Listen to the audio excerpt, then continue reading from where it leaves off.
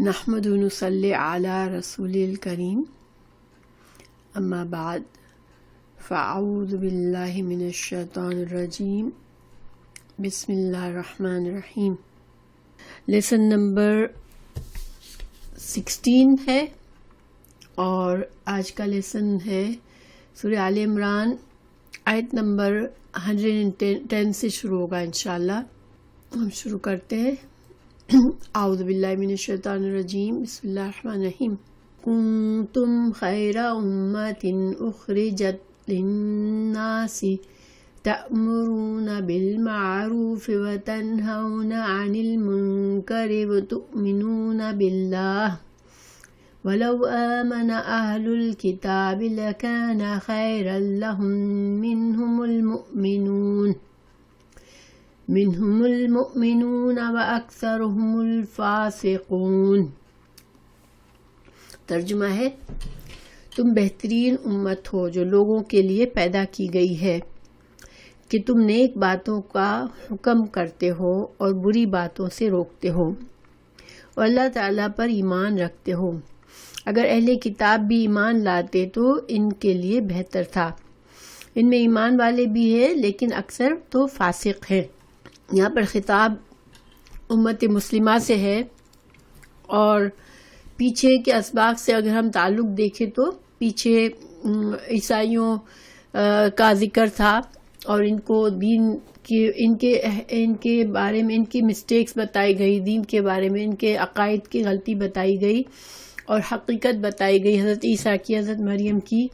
اور ان کو ساری باتیں بتانے کے بعد ان کے اعتراضات کے جوابات دیے گئے جو وہ دین اسلام پر کرتے تھے، اور پھر ان کو دعوت دین دی گئی، دعوت مباہلہ دی گئی کہ جو فریق صحیح ہے، حق پر ہے، وہ جو فریق غلط ہے، حق سے ہٹا ہوا ہے، اس پر اللہ کی لعنت ہو۔ انہوں نے اس پر بھی ایمان نہ قبول کیا اور مسلمانوں کو جزیہ دینے پر راضی ہوئے اور چلے گئے۔ تو اب اللہ سبحانہ تعالیٰ نے ان سب باتوں کے بعد اب اعلان اس آیت میں یہ ہمیں بات پتہ چلتی ہے کہ اللہ سبحانہ تعالیٰ نے اب جو بنی اسرائیل تھے ان کو چنی ہوئی امت کے عہدے سے مبذول کر دیا، ان کو اتار دیا اس عزت والے عہدے سے، اور اب امت مسلمہ کو خیر امت کا خطاب دیا۔ اور خیرہ کا مطلب ہوتا ہے، خیر جو ہے نا یہ ایکچولی اخیر تھا، ٹھیک ہے، اخیر، جیسے کہ میں نے پہلے بھی بتایا کہ اکبر کا معنی ہوتا ہے سب سے بڑا، اللہ اکبر جب ہم کہتے ہیں تو سب سے بڑا، اسی طرح اصغر سب سے چھوٹا، تو اسی طرح اخیر سب سے بہترین۔ تو یہ اس کے زیادہ استعمال سے اس کو خیر کہہ دیا گیا، اخیر کو خیر کہا گیا، لیکن اس کا مطلب کیا ہے؟ بہترین امت، سب سے چنی ہوئی امت، سب سے تمام امتوں میں فضیلت والی امت بنایا اللہ نے۔ یعنی کہ اللہ سبحانہ تعالیٰ نے امت مسلمہ کو ہر دور کی جو امتیں آئیں جو ان میں سب میں بہتر بنایا۔ اب دیکھیں، کنتم میں جو کانا ہے نا، یہ کانا یکونو کا صیغہ ہے کنتم کا مطلب ہوتا ہے ہو تم، لیکن جب کن سے بات کن ہے تو یہ کانا جو ہوتا ہے، کانا کا ایک یہ بدلی ہوئی شکل ہے۔ کانا کا مطلب میں تھا ہوتا ہے یا ہے، یعنی کہ یہ اس میں ہمیشگی ہوتی ہے، یعنی کہ صرف جس وقت یہ آیت نازل ہوئی اس وقت امت مسلمہ کو خیرہ امت نہیں کہا گیا کہ صرف صحابہ کرام کو سب سے بہترین امت کہہ دیا گیا، نہیں، کانا استعمال ہوا یعنی کہ ہمیشگی کی وقت، اس میں وقت کی قید سے آزاد ہے۔ تو یعنی کہ صحابہ کرام کے زمانے میں بھی امت مسلمہ بہترین امت تھی اور آج کے زمانے میں بھی امت مسلمہ کی فضیلت اور امتوں سے سب سے زیادہ ہے۔ لیکن آف کورس امت مسلمہ یعنی جب بھی دوسروں کے مقابلے میں، دوسری امتوں کے مقابلے میں دیکھا جائے گا، یہودی، عیسائی، مشرکین، غیر مسلم جتنے بھی ہیں، ان سب میں مسلمانوں کی امت جو ہے، امت مسلمہ، وہ سب سے افضل ہے، یہ یہاں پر کہا گیا۔ لیکن ودن دا امت، جیسے اب رسول اللہ صلی اللہ علیہ وسلم نے فرمایا کہ سب سے بہترین جو لوگ ہیں وہ میرے صحابہ کرام کا دور کے لوگ ہیں، میرے دور کے لوگ، یعنی کہ صحابہ کرام ہیں۔ اس کے بعد آپ صلی اللہ علیہ وسلم نے فرمایا کہ ان کے بعد والی جو طبقہ آئے گا تابعین کا وہ بہترین ہوگا، اور پھر ان کے بعد کے لوگ تبع تابعین کا طبقہ ہوگا وہ بہترین ہوں گے۔ تو اس کا مطلب ہے کہ درجات ہیں، اور آج ہم لوگوں میں بھی ظاہر ہے کہ ہم اس لیول کے بہترین لوگ تو نہیں ہیں جو کہ رسول اللہ صلی اللہ علیہ وسلم کے زمانے میں تھے، صحابہ کرام کی طرح تھے، لیکن اگر آج بھی امت مسلمہ کا مقابلہ اگر دوسروں سے کمپیئر کیا جائے تو اللہ سبحانہ تعالیٰ کے اس آیت کے ذریعے ہمیں پتہ چلتا ہے کہ آج بھی امت مسلمہ بہترین امت ہے تمام امتوں میں، ٹھیک ہے۔ اس کی کچھ حدیث بھی ہیں۔ رسول اللہ صلی اللہ علیہ وسلم نے فرمایا، اے مسلمانوں، تمہارا وزن 70 امتوں کے برابر ہے، اور تم ان سب سے بہتر اور اللہ کے نزدیک سب سے مکرم ہو۔ ہمیں حافظ ابن کثیر نے اپنی تفسیر میں لکھا ہے کہ اللہ تعالیٰ نے امت مسلمہ کو جو فضیلت دی ہے تو محمد صلی اللہ علیہ وسلم کی وجہ سے دی ہے، کیونکہ آپ صلی اللہ علیہ وسلم تمام مخلوق میں سب سے اشرف آپ کا درجہ تھا اور ہے، اور تمام رسولوں میں سب سے اعلیٰ، تمام رسولوں میں سب سے اعلیٰ ہیں آپ۔ اور دین اسلام جو ہے وہ عظیم ترین کامل دین ہے، کیونکہ ہمارا جو دین اللہ نے ہمیں دیا،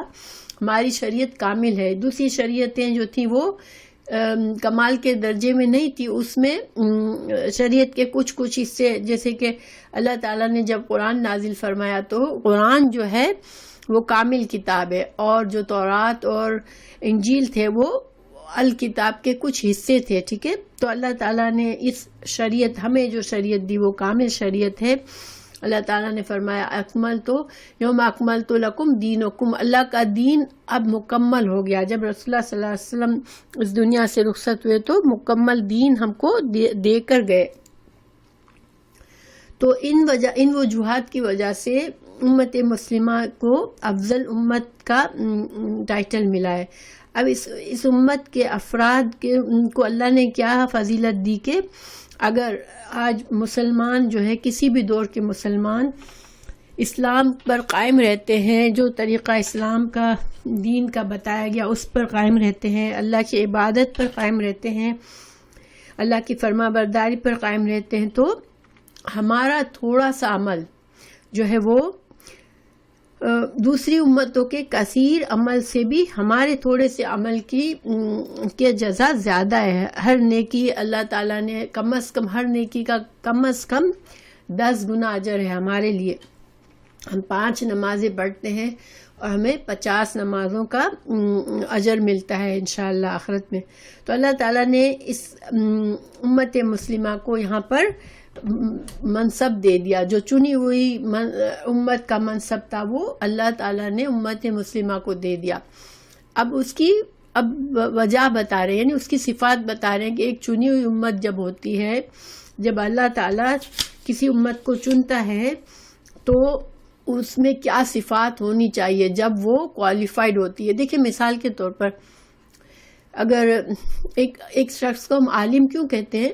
کہ اس کے پاس علم ہوتا ہے، اس کے علم کی صفات ہوتی ہے، اس کے پاس علم کی صفت کی وجہ سے اس کو عالم کہا جاتا ہے۔ اور کوئی انسان جو ہے عابد کہتے ہیں کیونکہ وہ عبادت میں کثرت کرنے کی صفت اس میں موجود ہوتی ہے تو وہ عابد کہلاتا ہے۔ کوئی انسان سچا بولتا ہے، ہر وقت سچ بولنے پر، سچائی پر قائم رہتا ہے تو اس کو صادق کہتے ہیں۔ تو اسی طرح اب ہمیں وہ صفات بتائی جائے گی کہ ہمیں اس چنی ہوئی امت تو ہے، ہم اس امت کے افراد ہیں، مگر اس امت کا ٹائٹل کے حقدار اگر ہم بننا چاہ رہے ہیں تو ہمارے اندر کیا صفات ہونی چاہیے، اب وہ بتائی جا رہی ہے۔ اخرجت، تم نکالی گئی ہو، للناس، لوگوں کے لیے، تأمرون، تم حکم دیتے ہو، بالمعروف، معروف کا معنی ہوتا ہے نیکی، نیک کام، کوئی بھی نیک عمل ہوتا ہے وہ معروف کہلاتا ہے۔ وتنہونا، اور تم روکتے ہو ان سے المنکر برائی سے روکتے ہو، وتؤمنون اور تم ایمان لاتے ہو باللہ اللہ پر۔ یہاں 3 صفات بتائی گئی امت مسلمہ کے لیے کہ تمہارے اندر یہ صفات ہونی چاہیے ایز اے چنی ہوئی امت کے حیثیت سے۔ اگر اس امت کے افراد ان خصوصیات سے خالی ہو گئے تو پھر وہ چنی ہوئی امت کے ٹائٹل پر پورے نہیں اترتے ہیں، پھر وہ ایک عام انسان بن جاتا ہے۔ جو فضیلت اللہ نے اس امت کو دی ہے وہ اس فضیلت کے ٹائٹل سے محروم ہوتا ہے۔ تو دیکھیں یہاں پر ان صفات پر ہم غور کرتے ہیں۔ اللہ سبحانہ تعالیٰ نے فرمایا کہ تم نیکی کا حکم دے، تو اللہ نے پہلے یہ نہیں فرمایا کہ تم اللہ پر ایمان لاتے ہو، حالانکہ ایمان تو پہلی چیز ہے، ظاہری بات ہے ہمارے اعمال کی قبولیت جو ہے وہ ایمان پر ہے۔ اگر کسی انسان کے اندر ایمان نہیں ہے تو اس کے نیک اعمال پھر قبول ہی نہیں ہے۔ تو ایمان تو پہلی چیز ہے، لیکن اللہ تعالیٰ نے یہاں پر ایمفیسائز کیا ہے کس چیز کو، کہ تم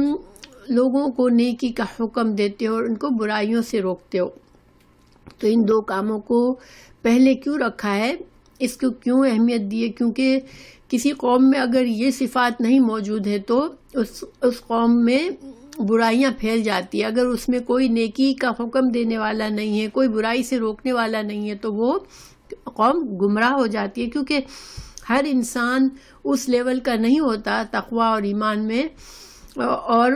ہر انسان اتنا اس کے اندر اتنی سمجھ، اتنی وزڈم، اس کا ایمان اتنا مضبوط نہیں ہوتا کہ وہ اپنے آپ کو گناہوں سے بچا سکے، بری باتوں میں پھنس جائے، یہاں تک کہ اپنے ایمان کو خطرے میں ڈال دے۔ تو اس لیے اگر جس امت میں ایسی صفات والے لوگ نہیں ہیں تو پھر وہ امت فضیلت یافتہ نہیں ہو سکتی، وہ پوری امت گمراہ ہو جاتی ہے۔ اس لیے ان چیزوں کی اہمیت کی وجہ سے یہاں پر ان کو اوپر رکھا گیا۔ بنی اسرائیل پر اللہ سبحانہ تعالیٰ نے یہ سورہ مائدہ 79 میں یہ تنقید بھی فرمائی کہ کانوا لا یتناہون عن المنکر فعلوہ، کہ وہ ایک دوسرے کو گناہوں سے روکتے نہیں تھے بلکہ وہ خود گناہوں میں ملوث ہو جاتے تھے، وہ گناہ میں شامل ہو جاتے تھے۔ تو اللہ تعالیٰ جو ان سے ناراض ہوا، اس میں یہ ایک صفت اللہ نے بتائی کہ ان سے اللہ ناراض کیوں ہوا، کہ یہ گناہوں میں خود پڑ جاتے تھے بجائے اس کے کہ وہ دوسروں کو گناہوں سے روکے۔ تو اور چونکہ یہاں پر امت مسلمہ کو ایک فضیلت دی جا رہی ہے اور دوسری امت جو بنی اسرائیل کی امت کو اس فضیلت سے معزول کیا جا رہا ہے، تو پھر یہاں پر اس چیز کو ایمفسائز کیا کہ تمہارے اندر یہ ضرور یہ خصوصیت ہونی چاہیے کہ تم نیکی کا حکم دو اور برائیوں سے روکو۔ اب یہ ہے کہ دیکھیں، انسان اگر ہم سوچیں کہ انسان برائیوں سے روکے، کسی کو نیکی کا حکم دے، تو اس کے لیے انسان کو علم چاہیے ہوتا ہے، تو انسان کا ایمان مضبوط ہونا چاہیے ہوتا ہے۔ اگر انسان کو علم ہی نہیں ہے کہ نیکی کیا ہے، بدی کیا ہے، حلال کیا ہے، حرام کیا ہے، تو وہ دوسروں کو کیسے روکے گا؟ تو انسان کم از کم امت مسلمہ کے افراد کو کم از کم اس حد تک ایمان دین کا علم ہونا چاہیے کہ وہ خود بھی صحیح طریقے سے اللہ کی عبادت کرنے والا ہو، اسے حلال حرام کا پتہ ہو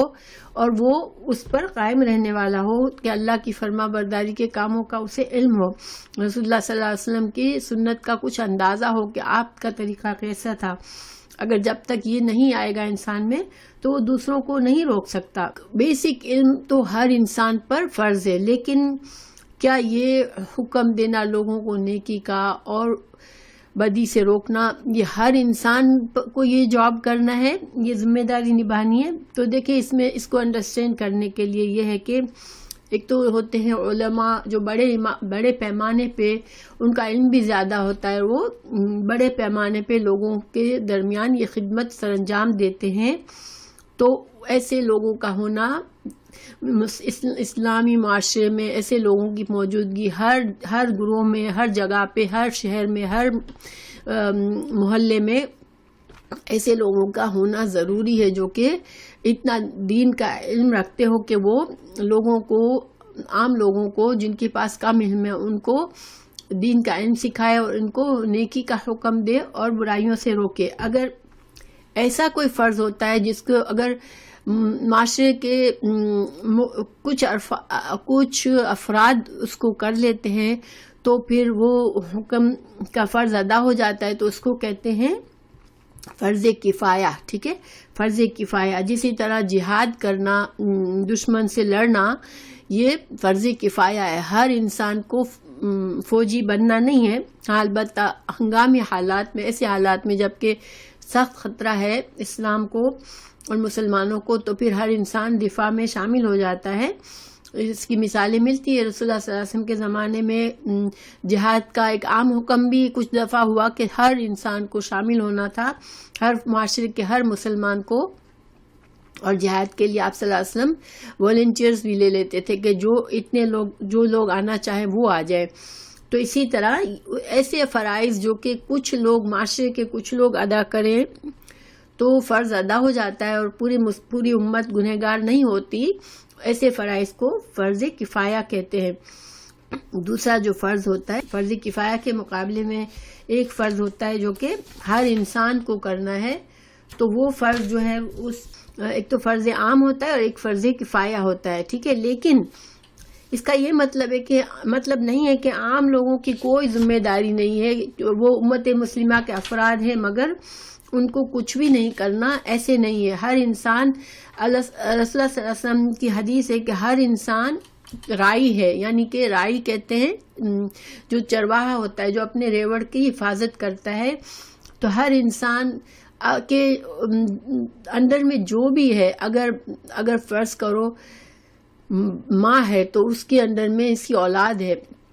تو ماں اس کی ذمہ دار ہے اپنی اولاد کو نیکی کی بات بتانے کے لیے، اس کو گناہ کی بات سے روکنے کے لیے. اسی طرح شوہر ہے، گھر کا باپ ہے، تو اس پر اپنی بیوی اور بچوں سب کی ذمہ داری ہے کہ وہ ان کے لیے یہ فرض ادا کرے. اسی طرح کسی کو بھی اللہ نے جس حد تک اقتدار دیا، جس حد تک اس کے ماتحت بنائے، تو ان کی ذمہ داری جو ہے وہ اس انسان پر ہے کہ وہ چاہے وہ مطلب بڑے معاشرے میں نیکی کے احکامات اور برائیوں سے روکنے کی اور دین کی ترغیب نہ دے، لیکن وہ جتنے لوگ اس کے انڈر میں ہے وہ اس کی ذمہ داری اس کے اوپر ہے. ٹھیک ہے، کیونکہ آپ صلی اللہ علیہ وسلم کی ایک اور حدیث بھی ہے کہ آپ صلی اللہ علیہ وسلم نے فرمایا کہ تم میں سے کوئی اگر برائی کو دیکھے تو اگر طاقت ہے تو اس طاقت سے روکے اس برائی کو، اور طاقت نہیں ہے روکنے کی تو زبان سے مذمت کرے، اور زبان سے بھی مذمت کرنے کی ہمت نہیں ہے تو دل میں اس کو برا سمجھے. اور یہ ایمان کا کمزور ترین درجہ ہے. گویا کہ جس معاشرے میں ہم رہتے ہیں وہاں ہم کوئی بھی برا کام دیکھتے ہیں کہ کھلم کھلا کوئی برائی ہو رہی ہے مسلمانوں میں، تو پھر ہمارا سب سے پہلا فرض یہ ہے کہ اس کو روکو، زبردستی روکو اس برائی کو. اگر ہم اتنی ہمت نہیں رکھتے تو زبان سے اس کی مذمت کرے، کم از کم برائی کرنے والوں کو بتائے کہ یہ تم غلط کر رہے ہو. اور اگر اس کی بھی ہمت نہیں ہے تو اس برائی کے پاس نہ رہے، اس کو اپروو نہ کرے، بلکہ اس کو دل میں برا سمجھے اور اس برائی سے خود کو دور رکھے. مگر یہ کمزور ترین ایمان جب ہوتا ہے جب وہ لیول ہے. تو گویا کہ ہر انسان، ہر امت مسلمہ کے ہر فرد کو کم از کم ان باتوں کا خیال رکھنا ہے کہ شریعت نے جن کاموں سے منع کیا ہے ان سے رکنا ہے، اور جن کاموں کا کہا ہے ان کو کرنا ہے. ایک دوسری حدیث بھی ہے رسول اللہ صلی اللہ علیہ وسلم کی کہ لوگوں تم امر بالمعروف اور نہی عن المنکر کرتے رہو، ورنہ اللہ تم پر ایک عذاب لائے گا کہ تم دعائیں مانگو گے اور تمہاری دعائیں قبول نہیں ہوگی. تو اللہ سبحانہ تعالیٰ ہمیں، ہمارے مسلمانوں کو اس حد تک گرنے سے بچائے. دیکھیں آج جو ہے مسلمان بہت زیادہ بری حالت میں ہے، اور اللہ سبحانہ تعالیٰ ہماری مسلمانوں اسلام کو عظمت دے، اور اللہ تعالیٰ مسلمانوں کو کی اصلاح فرمائے، آمین. اور وہ عزت اور شان عطا کرے جو مسلمانوں کو ملی ہوئی تھی. تو اب یہ کہ آگے جو ہے میں ایمان کی ذرا سا وضاحت کروں پھر آگے چلتے ہیں. اللہ تعالیٰ نے 3 باتیں بتائی ہیں، تو میں نے ایمان پر کوئی بات نہیں کی. تو دیکھیں یہاں ایمان جو ہے یہ پورے کامل ایمان کی بات ہے، جس میں اللہ پر ایمان، اللہ کی کتابوں پر، اللہ کے رسولوں پر، اللہ کے فرشتوں پر، قیامت پر اور جنت پر اور جہنم پر اور اچھی بری تقدیر پر، ان سب پر ایمان ہونا انسان کا۔ اور ایمان جو ہے، دیکھیں ایمان ایک ایسی چیز ہے جس کا عمل کے بغیر کامل نہیں ہوتا، یعنی جہاں بھی اللہ تعالیٰ نے ایمان کا حکم دیا ہے تو ساتھ ساتھ عمل صالح کا حکم دیا ہے، اور ایمان عمل سے بڑھتا ہے، نیک اعمال سے ایمان بڑھتا ہے اور برے اعمال سے ایمان گھٹتا ہے۔ تو گویا کہ اللہ کی فرما برداری اور نیک اعمال کرنا اور برائیوں سے بچنا، یہ اس میں شامل ہے کہ تؤمنو باللہ، یعنی امت مسلمہ پر، یہ چنی ہوئی امت اگر ہے، وہ فضیلت والی امت ہے، تو ان کے ہر فرد کو ایمان ایسا ہو کہ وہ نیک کام کرنے والا ہو، برائیوں سے خود بھی روکنے والا ہو، اور اللہ کا فرما بردار ہو، اور اللہ کے تمام ایمان بالغیب پر ایمان رکھنے والا ہو، تب تو یہ پھر امت مسلمہ کی صفات اس کے اندر ہے جو کہ خیر الامت ہے۔ تو اب آگے اللہ تعالیٰ نے فرمایا وَلَوْ، اور اگر آمنا ایمان لاتے اہل الکتاب، اہل کتاب، لکانا البتہ ہوتا، خیرن بہتر، لہم ان کے لیے، منہم ان میں سے مومن بھی ہیں، المومنون بھی ہیں، اور اکثرہم الفاسقون، اور مگر ان کی اکثریت جو ہے وہ فاسق ہے، نافرمان ہے۔ فاسق کہتے ہیں حدوں کو توڑنے والا، اللہ کی قائم شدہ حدوں کو جو توڑتا ہے اور ان کاموں میں پڑتا ہے جو اللہ نے منع کیا، اور وہ کام نہیں کرتا جو اللہ نے کہے، یعنی اپنی مانی زندگی گزارتے ہیں، اللہ کی کسی حکم کی پرواہ نہیں کرنے والے، اللہ کی حدوں کو توڑنے والے، یہ فاسق ہوتے ہیں۔ تو اللہ تعالیٰ نے فرمایا، چونکہ پیچھے اہل کتاب کا ذکر تھا، اللہ تعالیٰ نے ان کی تمام برائیوں کو کھول کر ہمیں بتایا، تو اللہ تعالیٰ نے یہاں فرما دیا کہ اگر یہ اہل کتاب کو بھی ایمان دعوت اسلام بھی دی گئی، وہ بھی نہیں مانی، تو اللہ تعالیٰ فرما رہے ہیں کہ اگر وہ ایمان لے آتے تو ان کے لیے بہتر تھا۔ ان میں سے کچھ لوگ تو مومن ہوئے، لیکن ان کی اکثریت فاسق ہے۔ پھر اللہ تعالیٰ انسانوں کو، مسلمانوں کو خبردار کر رہے ہیں کہ یہ جو کافر ہیں، جو تم سے دشمنی اور حسد رکھتے ہیں، اور ان کے ایمان نہ لانے کی وجہ بھی ان کا حسد ہے، تو یہ مسلمانوں کو مسلسل تکلیف پہنچانے کی کوشش کرتے ہیں۔ اور یہاں پر پہلی بات تو یہ کہ وہاں جو رسول اللہ صلی اللہ علیہ وسلم کے وقت میں جو آس پاس یہودیوں کے قبائل تھے، وہ مسلمانوں کے خلاف مسلسل سازشیں کرتے تھے، مسلمانوں کو تکلیف دہ باتیں کرتے تھے، مسلمانوں کے لیے افواہیں پھیلاتے تھے، ان کو گمراہ کرنے کی کوشش کرتے تھے، یعنی ہر طرح سے وہ ان کو تکلیف دیتے تھے۔ تو ان پر پہلی بات تو انہی پر فٹ ہوتی ہے یہاں پر، لیکن مسلمانوں پر ہمیشہ جس دور میں بھی مسلمان ہوں گے، غیر مسلموں سے ان کو تکلیف پہنچتی رہے گی، کیونکہ یہ اللہ کا قانون ہے کہ انسان کی فطرت ہے کہ وہ کسی کو حق پر چلتا ہوا، اگر خود حق پر نہیں چل رہا تو کسی کو حق پر چلتا ہوا نہیں دیکھ سکتا، وہ حسد میں پڑ جاتا ہے۔ تو نیکی اور بدی دوست نہیں ہو سکتے۔ جو انسان سیدھے راستے پہ چل رہا ہے، اللہ کا نیک بندہ ہے، اس کے خیر خواہ اللہ کے نافرمان بندے کبھی بھی نہیں ہو سکتے۔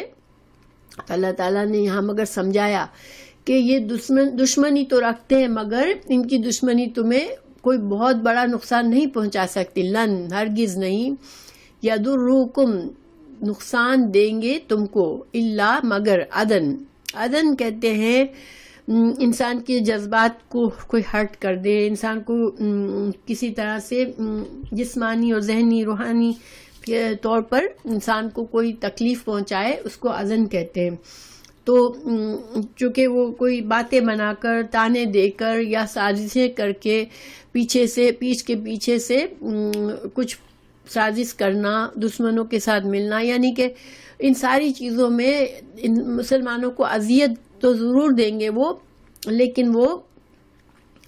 مسلمانوں پر غلبہ نہیں پا سکیں گے۔ یہ اللہ تعالیٰ کا دین ہے، ٹھیک ہے۔ اور اگر یقاتلوکم، اگر وہ جنگ کریں گے تم سے،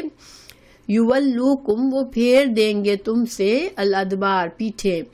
ثم پھر لا ینصرون پھر وہ مدد نہ کیے جائیں گے. یعنی کہ واقعی میں اگر اہل کتاب سے تمہاری جنگ ہو جائے گی تو پھر غالب مسلمان ہی آئیں گے. تو دیکھیں یہ بات ثابت ہوئی رسول اللہ صلی اللہ علیہ وسلم کے زمانے میں جو مدینے میں جو 3 قبیلے تھے یہودیوں کے،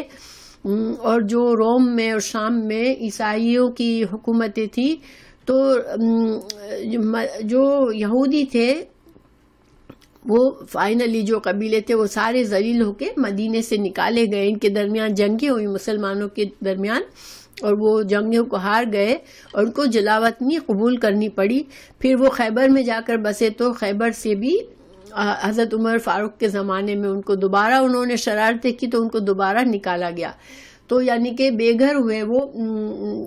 عرب سے ان کو نکلنا پڑا. اور عیسائیوں کی بھی جو حکومتیں تھیں، جو اس وقت کے سپر پاور تھے، شام میں ان کی حکومتیں تھی، تو ان کو بھی پوری شکست ہو گئی. اور اسلام جو ہے وہ نہ صرف عرب میں پورے میں اسلام کی حکومت ہو گئی، بلکہ شام میں بھی، اور یہاں تک کہ کچھ ہی عرصے میں آپ صلی اللہ علیہ وسلم کی وفات کے کچھ ہی عرصے میں ایون بر صغیر انڈیا پاکستان تک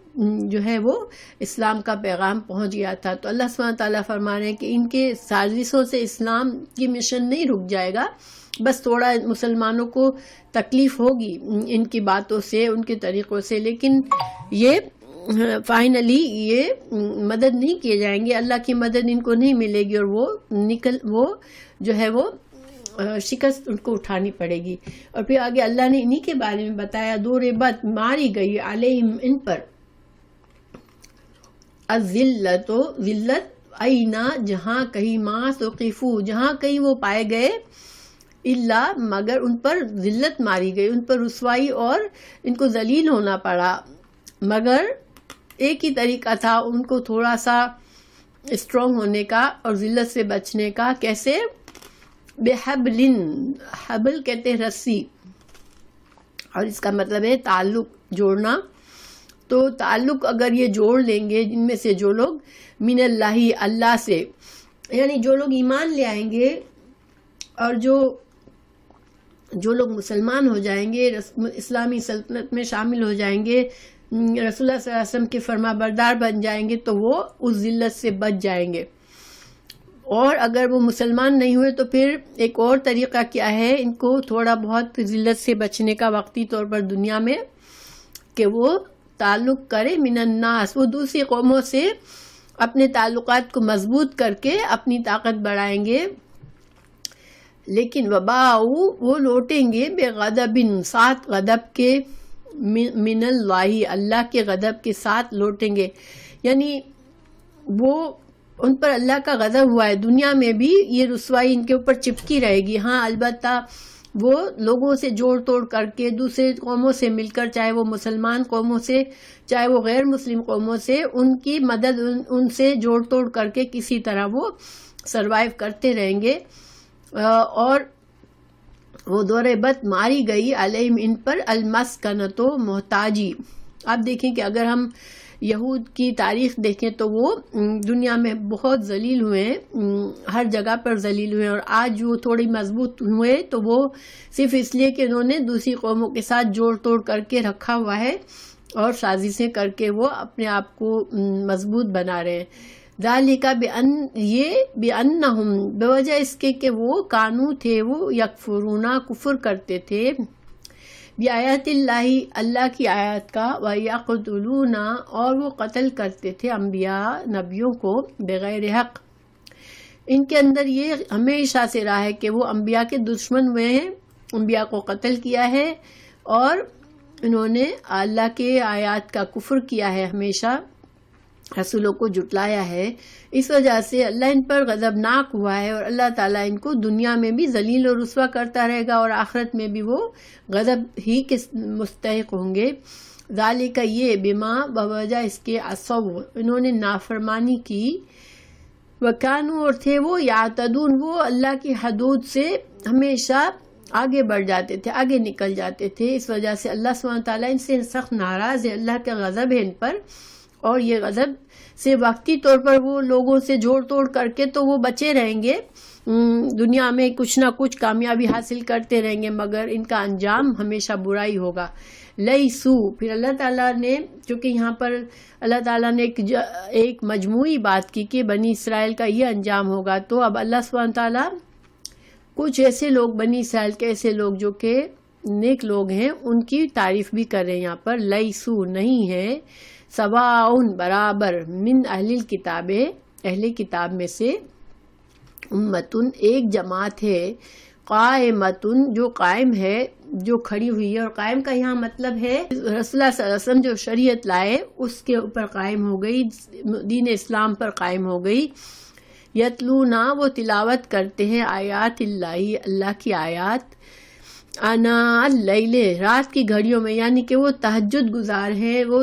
تہجد کے وقت قرآن پڑھتے ہیں، وہم، اور وہ یسجدون، اور وہ تہجد کی نمازیں پڑھتے ہیں۔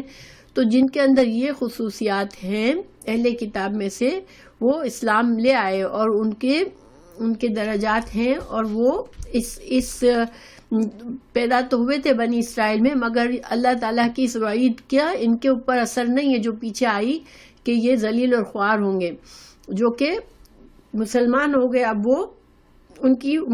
کے اس اللہ کے اس غضب سے باہر نکل آئے۔ تو دیکھیں قرآن میں اللہ تعالیٰ نے سورہ آل عمران کی 199 آیت میں فرمایا ہے،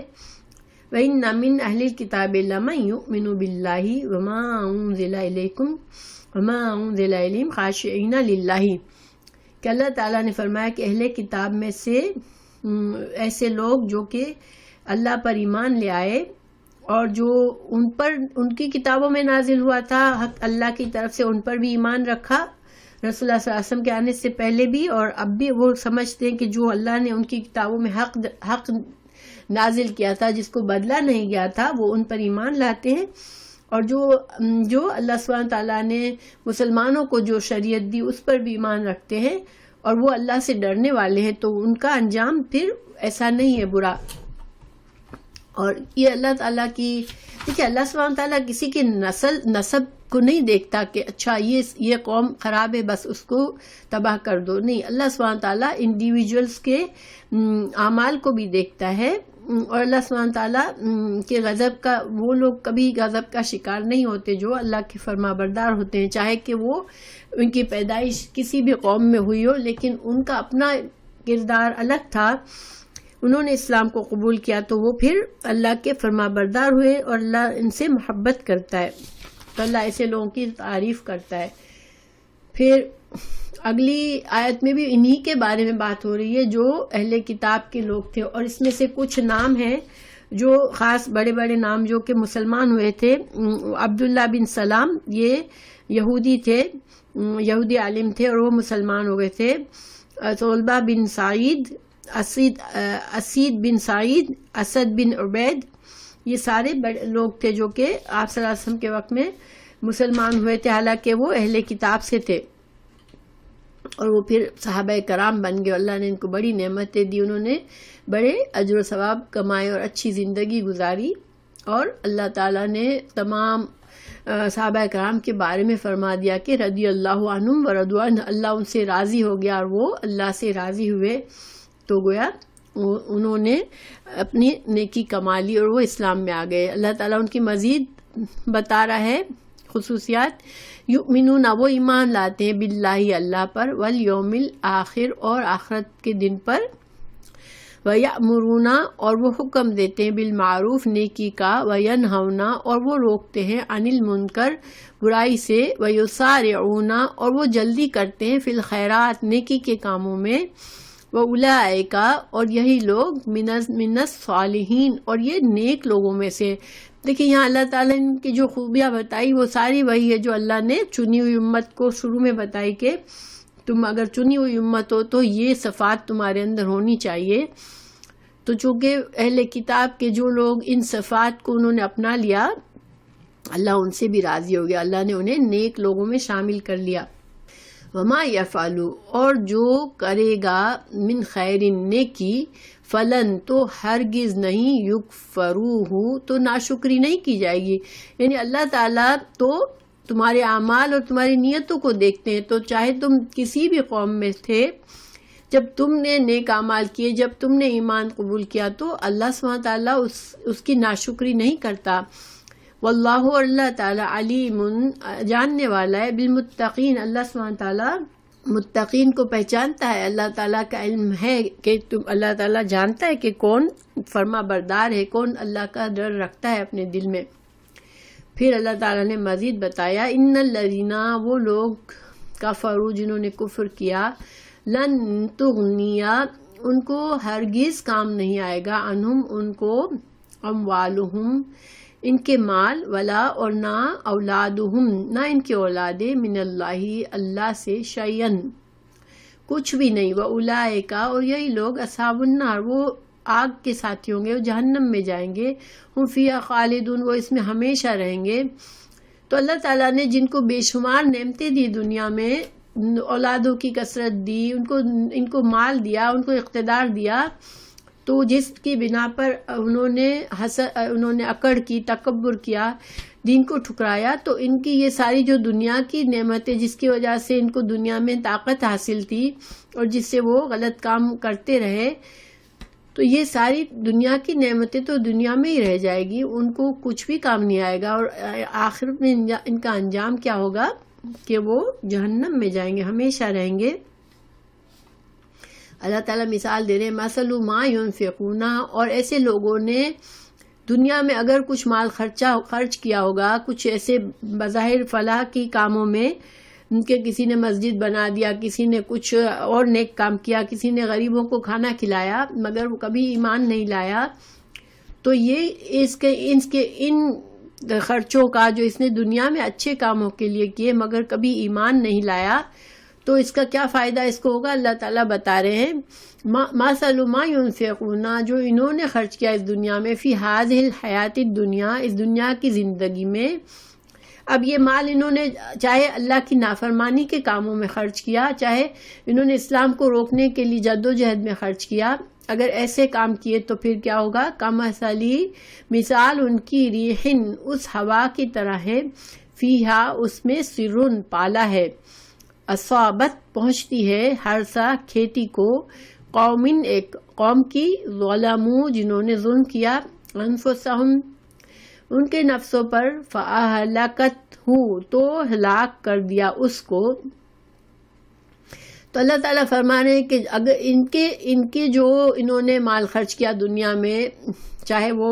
جہاد کے لیے، دیکھیں اسلام کے خلاف لڑتے تھے نا، وہ قتال کے لیے بھی پیسہ بھی چاہیے ہوتا ہے،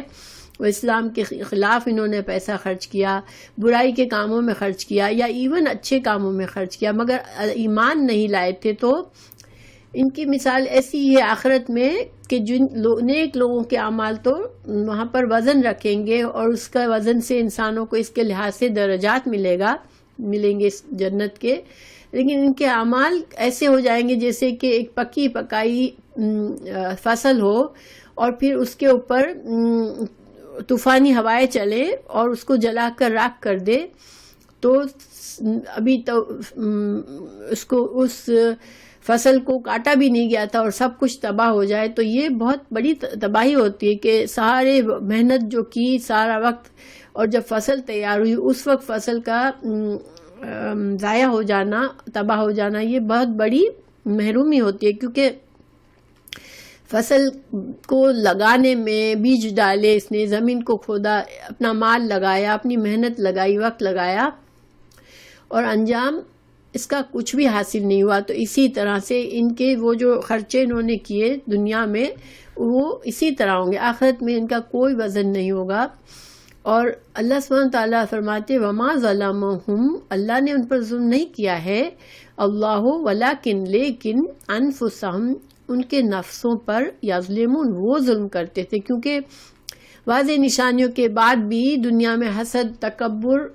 کی وجہ سے وہ ایمان کو قبول نہیں کیا، اسلام کو قبول نہیں کیا، بلکہ اسلام کے خلاف، رسول اللہ صلی اللہ علیہ وسلم کے خلاف کام کیے. تو اب ان کے یہ جو کچھ مال دنیا میں ان کا خرچ ہوا وہ ان کو کچھ کام نہیں آئے گا. اور اس کی وجہ یہ نہیں کہ اللہ ان پر ظلم کرنا چاہ رہا ہے، اللہ کسی پر ظلم نہیں کرتا، مگر ان کو ساری تنبیہات اور سارے ڈراؤں کے باوجود انہوں نے بات نہیں مانی، ایمان نہیں لائے، تو پھر یہ دنیا کی چیزیں ان کے لیے کوئی کام نہیں آئے گی آخرت میں. تو حدیث ہے اس کے بارے میں کہ رسول اللہ صلی اللہ علیہ وسلم سے پوچھا گیا کہ جو کافر ہے، جیسے ایک شخص کی مثال دی گئی کہ ابو جدعان جو تھا وہ بہت زیادہ سخی آدمی تھا، دیگے پکا پکا کے لوگوں کو کھلاتا تھا.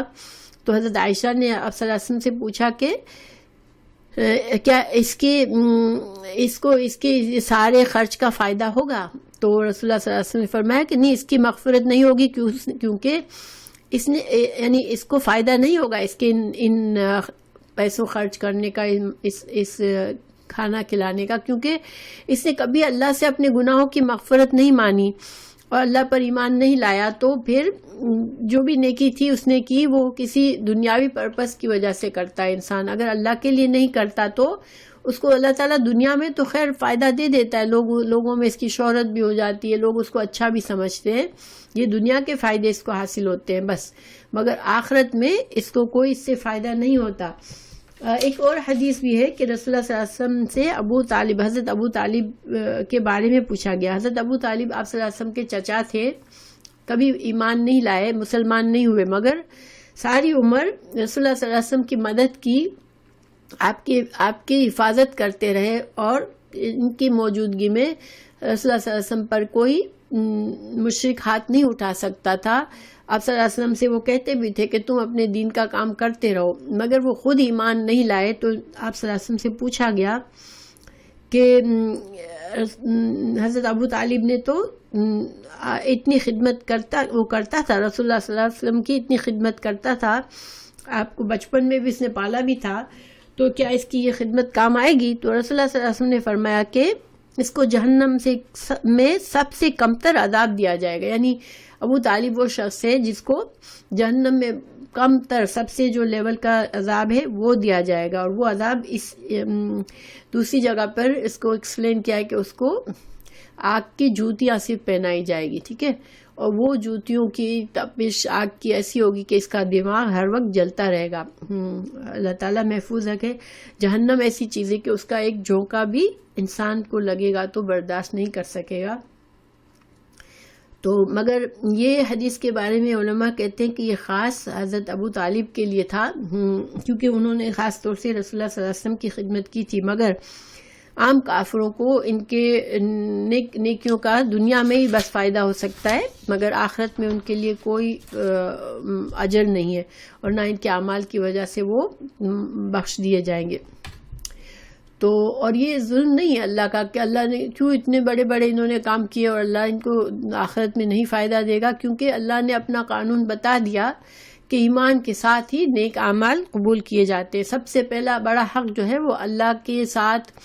شرک نہ کرنے کا ہے اور اللہ کی توحید کو قبول کرنے کا ہے. اگر کسی نے وہی نہیں قبول کیا تو پھر اس کے سارے نیک کام دنیا میں اللہ کی خاطر نہیں ہوتے ہیں، اور نہ ہی دنیا میں وہ کبھی اپنی خطاؤں کا اللہ سے معافی مانگتا ہے، اور نہ کبھی اللہ کا شکر کرتا ہے کہ اللہ نے اسے اتنی نعمتیں دی. تو پھر اللہ تعالیٰ بھی بے نیاز ہے، اللہ کیوں پھر اسے جنت کی نعمتیں دے گا اس کو.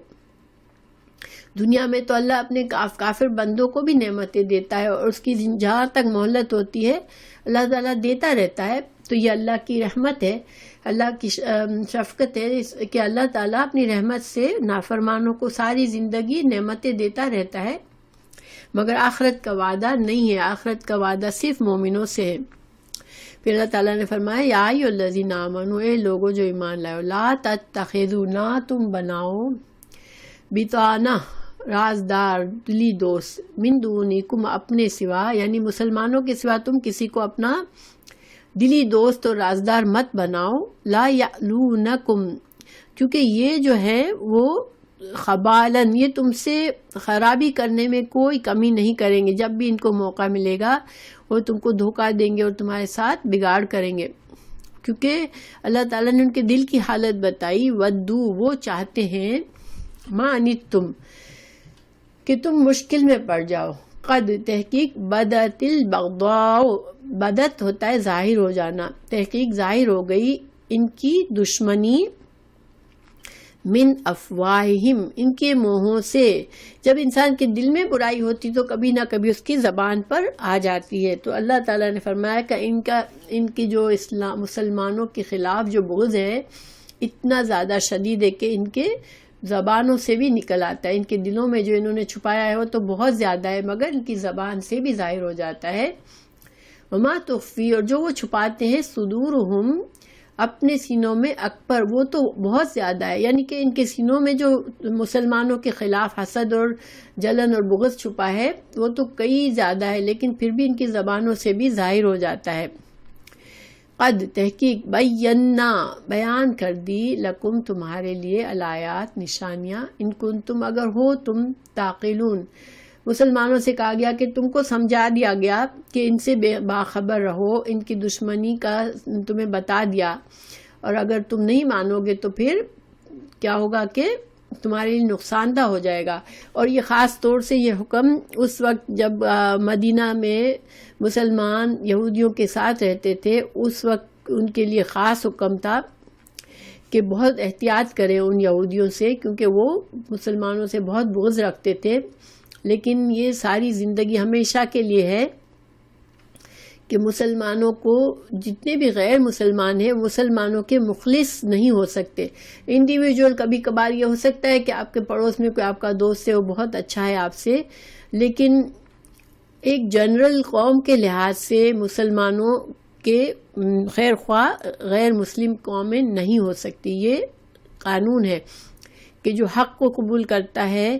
پھر اس کے خلاف جو حق کو ٹھکراتے ہیں وہ اس کے دوست نہیں ہوتے. ہاں انتم، اللہ تعالیٰ نے فرمایا کہ تم ایسے ہو،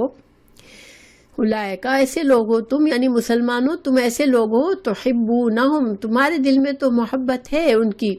تم سادہ دل ہو، تم ان کی محبت دل میں رکھتے ہو. ولا، اور نہیں، یحبونکم، وہ تم سے محبت نہیں کرتے. وتؤمنون، اور تم تو ایمان رکھتے ہو، بالکتاب، کتاب پر،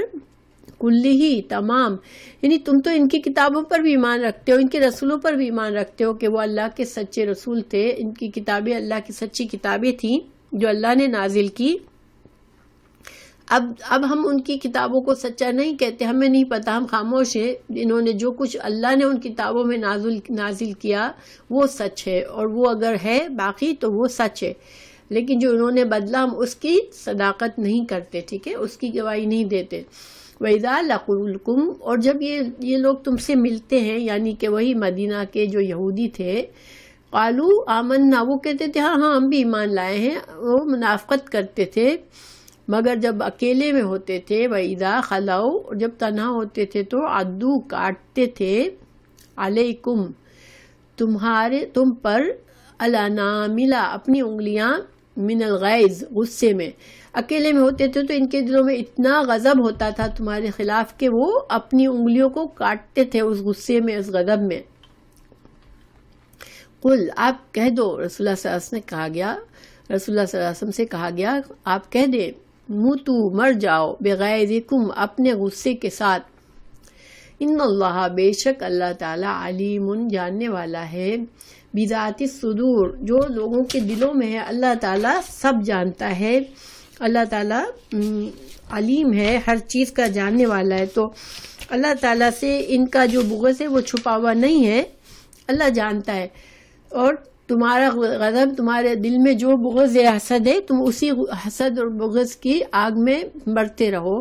کیونکہ یہ چیزیں ایسی ہیں، انسان کے دل میں جب کسی کے لیے حسد ہوتا ہے تو وہ اس کو اندر سے جلاتا رہتا ہے، انسان کو خود بھی اس سے نقصان پہنچتا ہے. تو اللہ تعالیٰ نے آگے فرمایا، ان تمسسکم، انہی کے بارے میں بتایا کہ ان کی حالت ایسی ہے کہ اگر تم کو کوئی چیز چھو جائے، حسنتن، کوئی بھلائی، تسؤہم، تو ان کو بہت برا لگتا ہے. یعنی کبھی مسلمانوں کو فتح حاصل ہوتی ہے یا مسلمانوں کی زیادہ تعداد اسلام میں داخل ہوتی ہے تو ان کو بہت غصہ آتا ہے، بہت برا لگتا ہے. وَإِن تُصِبْكُمْ، اور اگر تم کو پہنچتی ہے سیئۃ، کوئی برائی، یفرحوا، وہ خوش ہوتے ہیں، بہا، اس سے، یا مسلمانوں کو کوئی تنگی سے گزرنا پڑتا ہے اللہ کی حکمت کی وجہ سے، یا جیسے کہ جنگ احد میں مسلمانوں کو وقتی شکست ہوئی تھی، تو اس طرح کی کوئی دکھ تکلیف مسلمانوں کو پہنچتی ہے تو پھر وہ بڑے خوش ہو جاتے ہیں.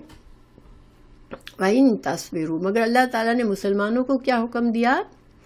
کہ تم صبر کرو، وَتَتَّقُوا، اور تقوی کرو، یعنی اللہ کے دین پر جمے رہو اور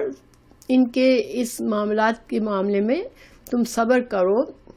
لا یضرکم، یہ نقصان نہیں دے سکتے تم کو، کیدہم، ان کی چالیں، شیئن، کچھ بھی. ان اللہ، بے شک اللہ تعالیٰ، بما، ساتھ اس کے، یعملون، جو وہ عمل کرتے ہیں، محیط، گھیرنے والا ہے. یہاں پر مسلمانوں کو ایک اصول بتایا گیا کہ دیکھیں غیر مسلم ہمیشہ مسلمانوں سے دشمنی رکھیں گے، مگر مسلمانوں تم اگر تقوی کرو گے، اللہ کا خوف دل میں رکھو گے، اپنے دین پر قائم رہنے میں صبر کرو گے، اپنی شریعت کو پکڑے رکھو گے، تو پھر تم کو غلبہ ملے گا، تم کو ان کی چالوں سے کوئی نقصان نہیں ہوگا. تو دیکھیں آج اگر ہم دیکھیں مسلمان بہت ہی زیادہ دبے ہوئے ہیں اور غیر قومیں بہت زیادہ چڑھی ہوئی ہیں، مگر اس کا وجہ کیا ہے کہ نہ مسلمان کی ایک اکثریت تقوی کرتی ہے، اللہ کے دین پر قائم ہے، اور نہ ہی وہ صبر کر رہی ہے کہ جو بھی حالات ہیں اللہ کی نافرمانی نہ کرے. اگر حلال کی کمی ابھی ہے تو حرام میں نہ پڑ جائے. تو اگر مسلمان اپنے آپ کو سیدھا کر لیں گے، اپنی اصلاح کر لیں گے، تو اللہ تعالیٰ مسلمانوں کو ہی غالب کرے گا. یہ اللہ کا وعدہ ہے. اور آخرت میں بھی یہ وعدہ ہے کہ حضرت عیسیٰ علیہ السلام جب نازل ہوں گے، دوبارہ دنیا میں آئیں گے، تو اللہ مسلمانوں کو پھر سے غلبہ دے گا، کیونکہ اس وقت مسلمان اپنی اصلاح کر لیں گے اور خالص ایمان کی حالت میں ہوں گے، تو اللہ تعالیٰ پھر سے غلبہ دے گا. اللہ نے مسلمانوں کو غلبہ دیا. رسول اللہ صلی اللہ علیہ وسلم کے بعد بھی بہت اسلام نے ترقی کی اور اسلام سپر پاور بن گئی، لیکن آج اسلام اور مسلمان دبے ہوئے ہیں. مگر اس کی وجہ یہ نہیں ہے کہ اللہ کا وعدہ سچا نہیں ہے. اللہ کا وعدہ ہے کہ اللہ مسلمانوں ہی کو غالب کرے گا، لیکن مسلمانوں کو اپنی حالت سدھارنی پڑے گی تاکہ وہ خیرہ امت کی خصوصیات جو ہیں وہ اپنانی پڑیں گی، تاکہ وہ ان کو اللہ کی مدد آئے اور اللہ ان کو غلبہ دے. تو اللہ سبحانہ تعالیٰ سے دعا ہے کہ اللہ تعالیٰ مسلمانوں کے حالات کو سدھار دے اور اس مسلمانوں کو آپس میں اتحاد و اتفاق دے اور سچے دین پر قائم رکھے. اللہ تعالیٰ اسلام کو بلند کرے اور غلبہ دے. آمین.